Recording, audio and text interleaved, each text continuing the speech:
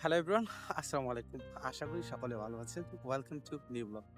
যৌক্তিক দরবারে আপনাকে স্বাগতম। আজকে কথা বলব প্রতিহিংসা মানুষের মনোভাব নিয়ে। সো রিসেন্টলি যেহেতু আমি Facebook ব্লগিং করি বা যেহেতু Facebook বা YouTube নিয়ে আমি রিসেন্টলি কাজ করে থাকি।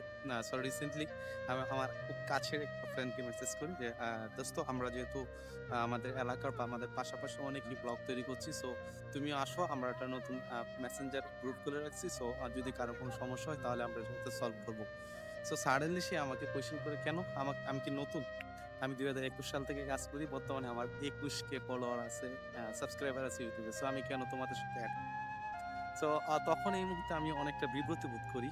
সো একটা জিনিস চিন্তা করেন, মাত্র ২১K ফলোয়ার, এটা কি আহামরি কিছু? সো যদিও আমি হয়তো আমার এত ফলোয়ার না বা আপনার নাই। সো জাস্ট আমি এতটুকুই তাকে মেন্টালি বলতে চাচ্ছিলাম যে, "বন্ধু তোমরা আসো আমরা একসাথে একটা Facebook পেজ খুলে বা একটা মেসেঞ্জার গ্রুপ খুলে রাখি। যদি কারো কোনো সমস্যা হয় তাহলে আমরা এখানে সলভ করব।" পরবর্তীতে সে এই কথাটা বলে। আসলে কি আপনার কাছের মানুষগুলো কখনো চাইবে না যে আপনাকে একটু উপরের দিকে তুলে দিতে। সো এই মানুষগুলোকে এড়িয়ে চলুন এবং Facebook এ বা YouTube এ ভালো কিছু করার চেষ্টা করেন। সো এই ছিল মূলত আজকে আপনাদেরকে বোঝানোর মতো কথাটা। সো আজকে এই অভিজ্ঞতা আমি আপনাদের সাথে শেয়ার করলাম। সো দেখা হচ্ছে নতুন কোনো টপিক নিয়ে। সে পর্যন্ত ভালো থাকুন, সুস্থ থাকুন। আল্লাহ হাফেজ।